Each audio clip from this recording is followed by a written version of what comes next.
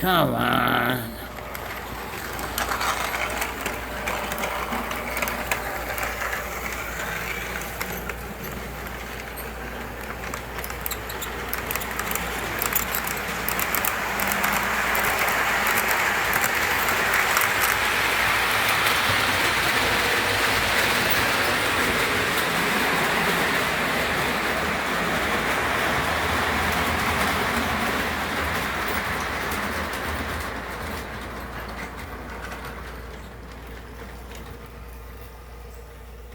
Dang it.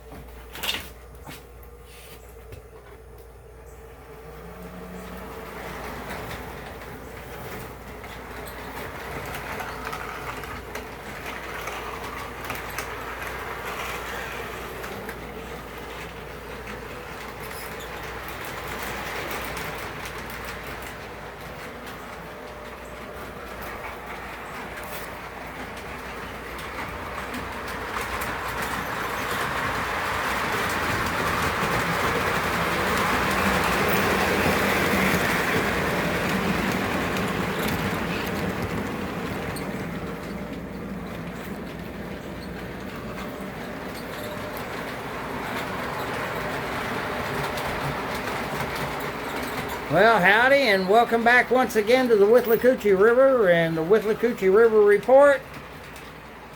The report where you will be highly offended by my compelling rhetoric, if I have any compelling rhetoric.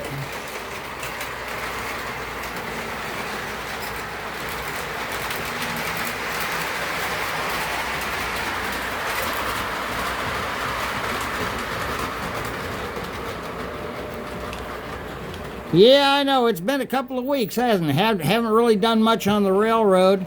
I ended up working pretty much all week last week, which was a definite plus. Tell you what, why don't you follow me through the intro and we'll come back and talk about it.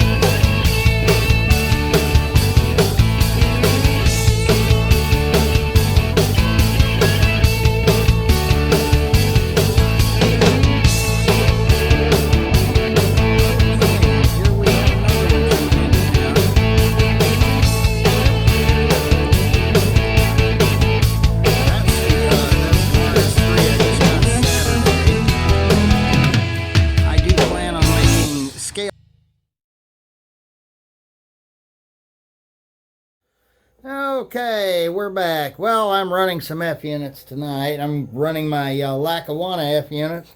I do like them. I've got this room a little bit discombobulated right now because, well, let me see if I can get this straightened out and get this up a little bit. Alrighty, there we go. Been working on trying to get some things done today. Tried to mow the lawn earlier today, and boy, the grass got thick quick, didn't it? got the backyard done, recharged the battery on the mower, and then I killed the battery on the front yard, which grass gets really thick and it's real hard on these cordless mowers.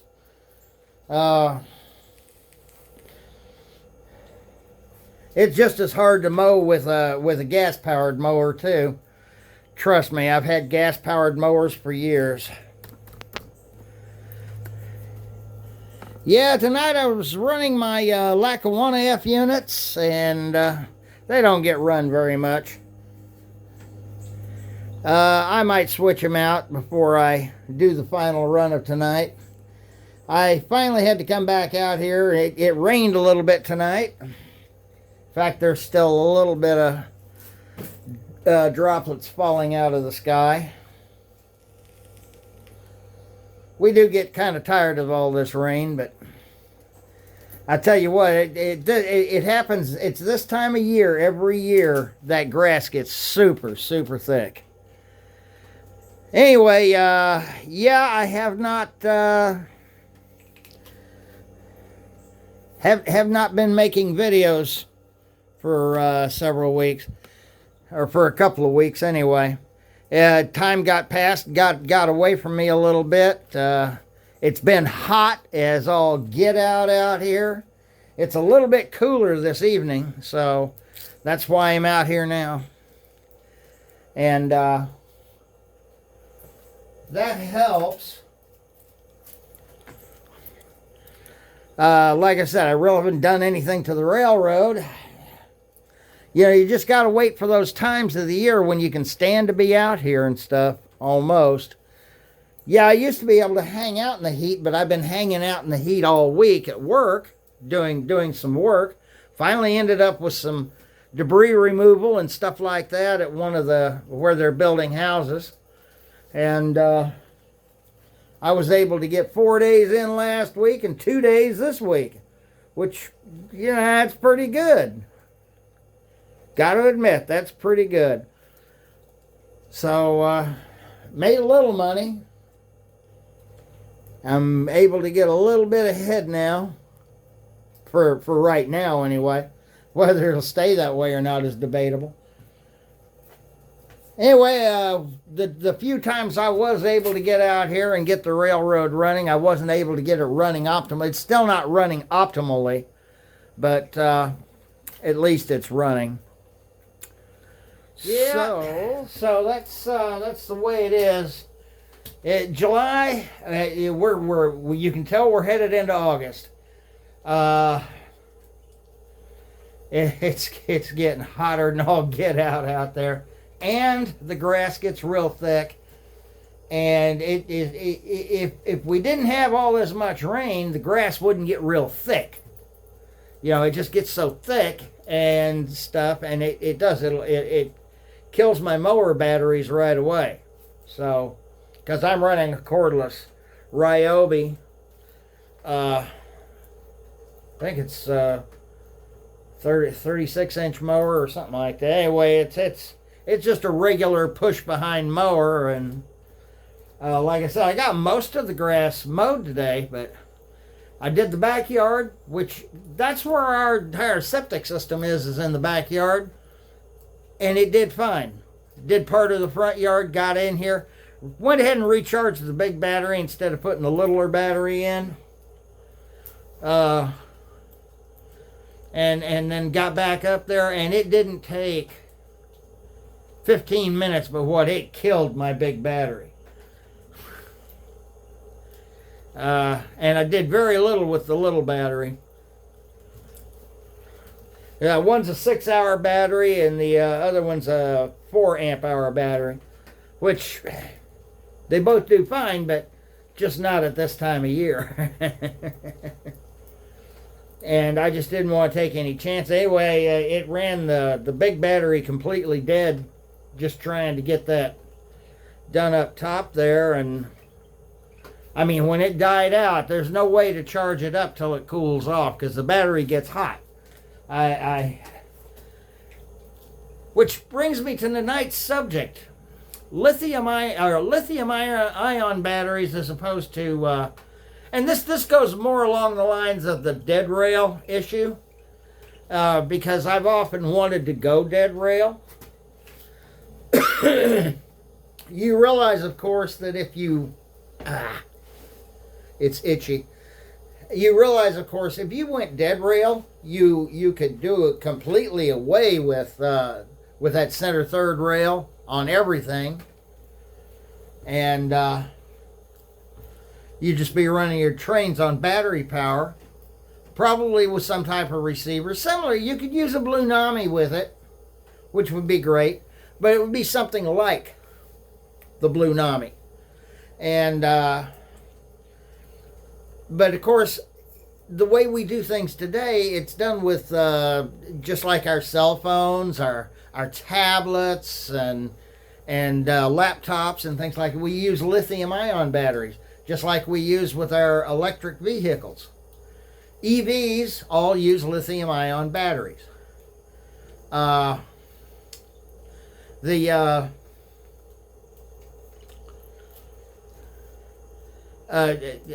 You know, your Tesla has lithium-ion batteries. That's part of what makes a Tesla $70,000, $80,000, $90,000 car. Is those lithium-ion. Lithium and all of that is very expensive to mine. But I saw something on the YouTube the other day, and I remember years ago when Mark Taylor was talking about the Trump prophecies that a new form of energy would be discovered, and this video was talking about aluminum-ion batteries. Okay. Now, while we know that lithium is a rare earth or rarer material on Earth, why it's called rare earth, I guess. It's that makes it more expensive to mine, makes it more expensive to process, makes it more expensive all the way around. Whereas aluminum's like the third most abundant element on the planet. So, with that being said, according to this video I watched. Now, it could just be a YouTube video that somebody put up there and they don't have a clue what they're talking about. But from what I understand, the Tesla engineers have been working on creating an aluminum-ion battery capable of running their cars. The battery would be able to last up to 70 years. Okay, when they start talking about stuff like that, yeah, it can probably be made to last that long. Do you think it's going to be made to last that long? It would lower the price of, say, a new car that uses that type of a battery down to below $15,000. Okay, that's a plus because of the ease and stuff of getting aluminum. Aluminum is everywhere on the planet. It's in virtually every country. So it can be mined and harvested and put to good use. Aluminum does not have it doesn't catch fire like lithium-ion batteries do. Which we all know those will catch fire if you give them a chance.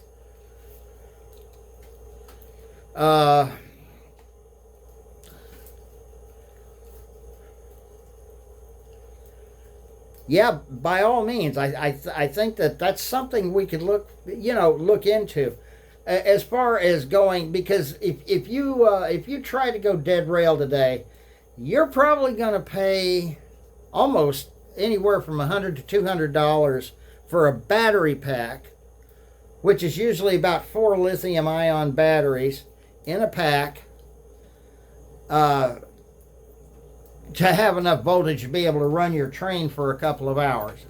And that would be for each locomotive. That doesn't include the receiver or the decoder or anything like that, or the sound decoder. Doesn't include any of that. So you got to figure, okay, so I've got this $60 MTH RS1 that I want to convert over to dead rail, and of course a couple of $100 for the for the decoder system, which includes the sound and everything, and another couple of $100 in batteries. Yeah, it's a bargain at twice the price, right? Yeah, that's why those things never really take off. They don't work at bringing the technology up to a point where the cost comes in. You know, I can remember a time when the computer I have now, the desktop computer I have in the house now,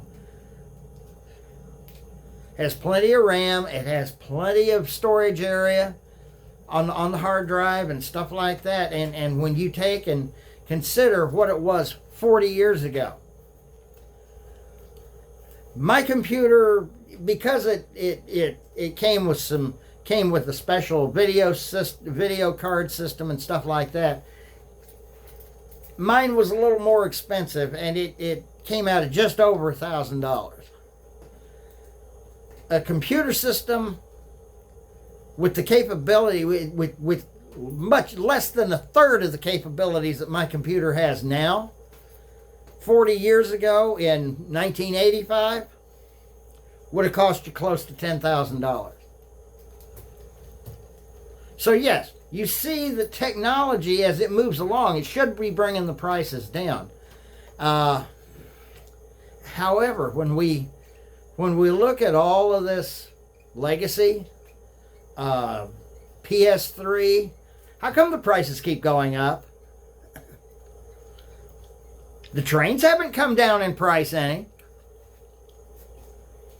You know, you can go to Walmart.com and buy a new computer and get it for less than $300 with much more capability than anything you could have gotten in 1985.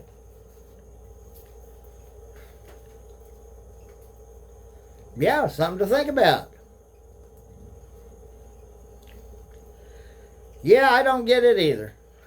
But when it comes to model trains, the price just seems to go up.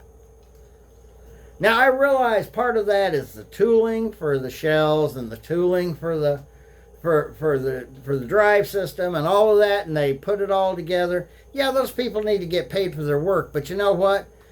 First of all, produce enough that you're going to sell a few, number one. Not just 2 or 3, but you're going to sell quite a few. Make it worth your while. Because if you're not going to do that, you know, I had a chance to look through the new Lionel brochure, from what I understand. They're not going to give you a Volume 2 catalog for real. And I'm thinking, okay, that's a beautiful Santa Fe set they did. They did their F3s up in the war bonnet scheme. You get, and you can't buy them separately from the set. There's no buying them separately from the set. Well, gee, thanks, Lionel. You've got to buy that and the 7-car set together. And I guess they're going to do 2 more 2-car add-on sets. Those are almost $550 each.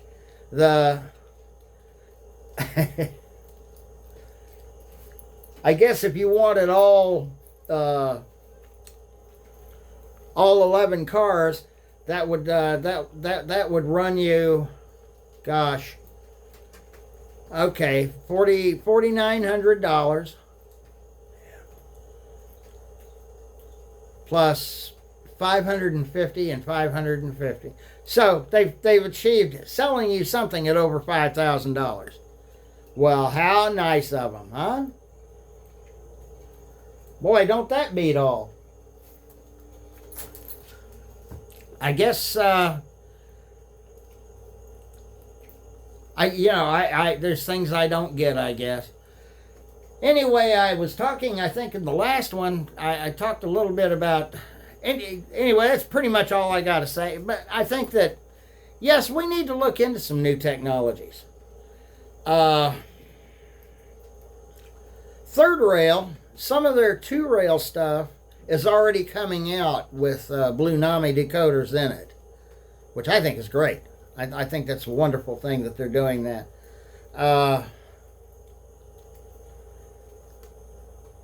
As far as their 3-rail stuff goes, they're still running the electric railroad stuff. Now, that's theirs anyway, but they're still running the electric railroad stuff.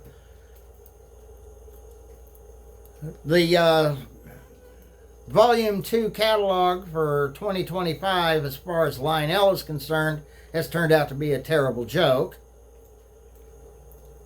For that matter, Volume 1 wasn't much less of a joke. They had way too much Penzi in that one.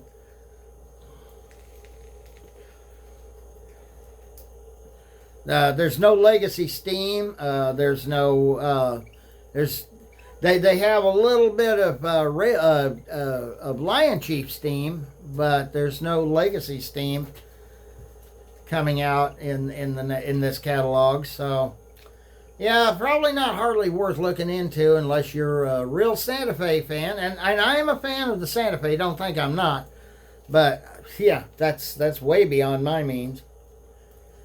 But for those of you that can afford it, go for it, enjoy it. You only go around once in life. Anyway, I was getting to a point that last time I think we talked about it's time to start weathering some locomotives, some of my locomotives. And of course I've got my MTH RS3 and MTH RS1. Those are the only two MTH engines, well, only two MTH diesels I've got. Both of them running the Rail King line. The RS1 is a scale engine. The RS3, I'm not sure. It might be semi-scale, but I think it's a scale engine. Good running. They're both good. They're both excellent runners. And I don't know, I have F units. I'd like to weather up some of the F units. And because let's face it, they all got weathered over time, didn't they? I need to get around to doing some more weathering. I want to get around, like I said, I also got started a little bit on some scenery on the layout.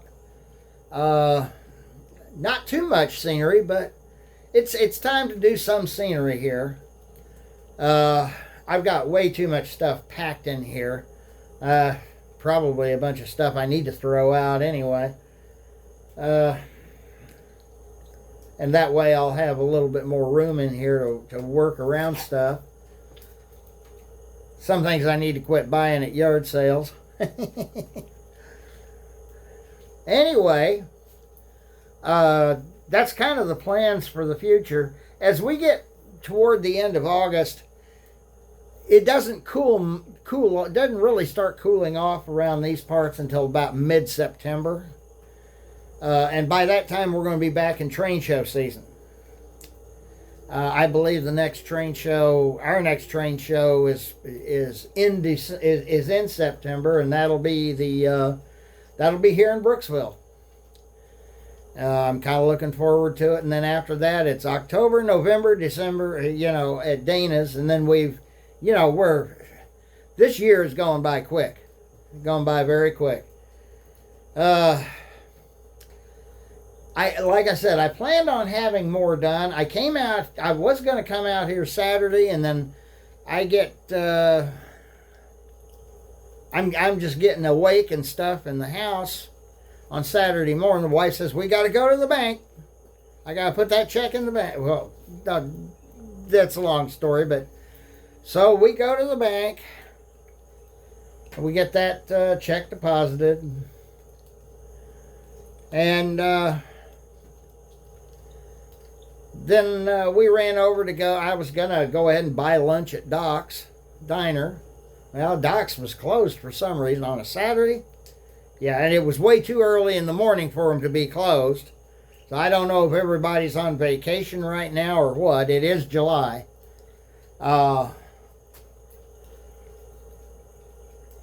But Dana's was open, so I stopped off at Dana's Railroad Supply and hung out in there. And then wife finally started trying to get a hold of me, and I decided to go out. I better ask her what the problem is, because she kept calling me on the cell phone. She was sitting out in the truck.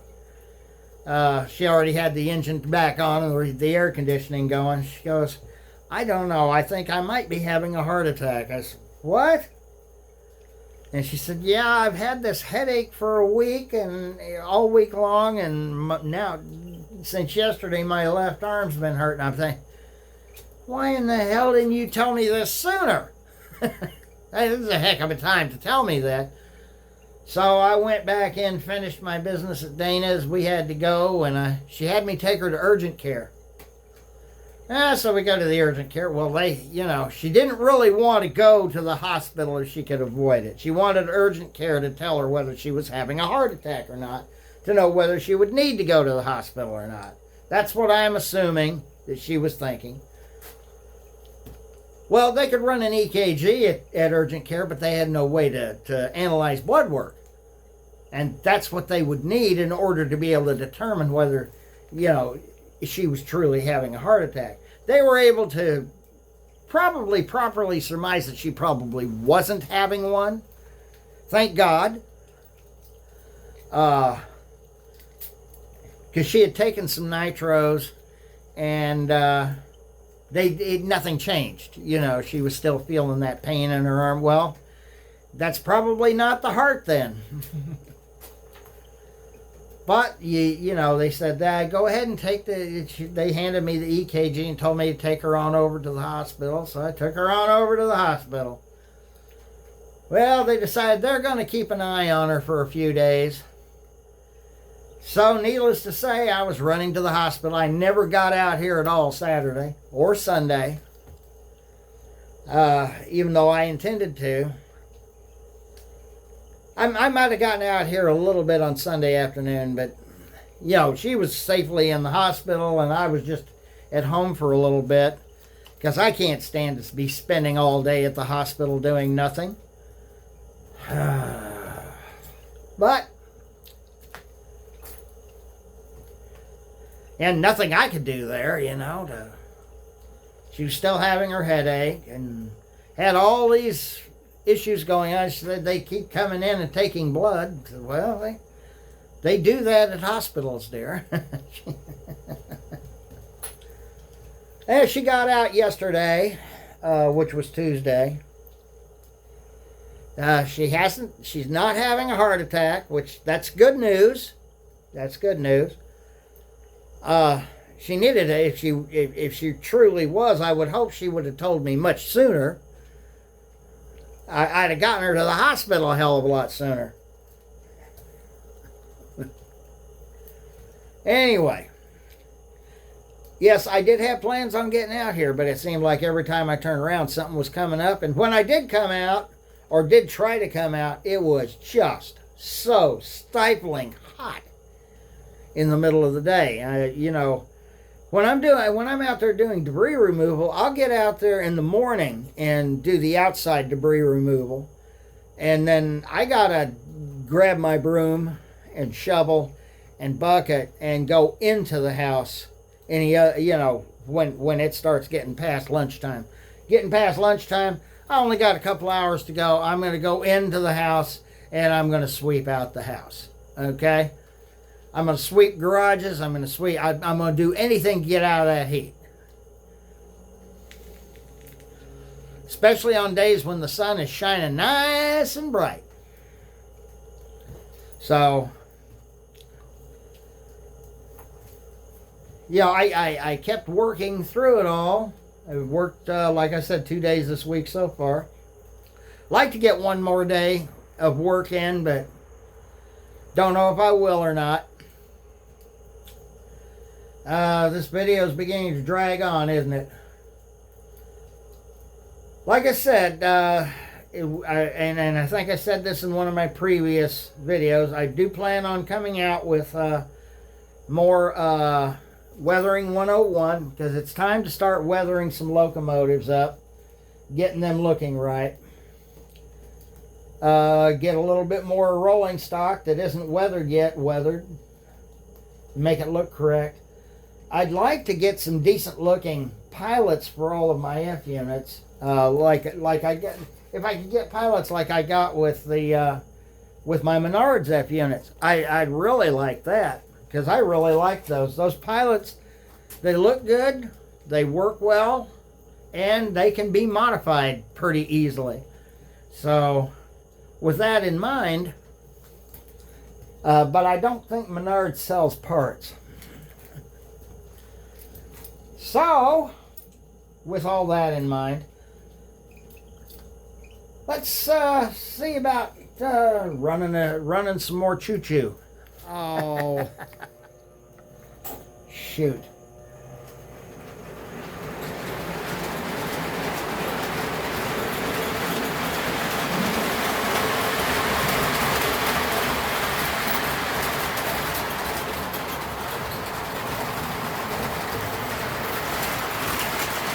I'm still having electrical issues with my track.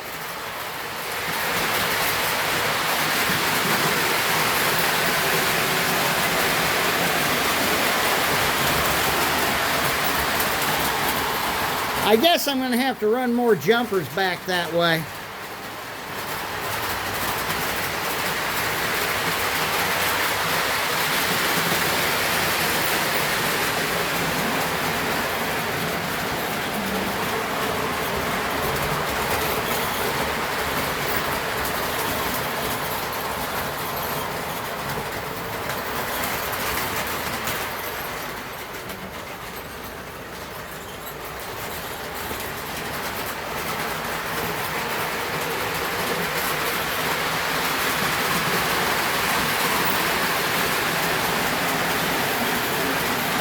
That is a nice pair of F units there.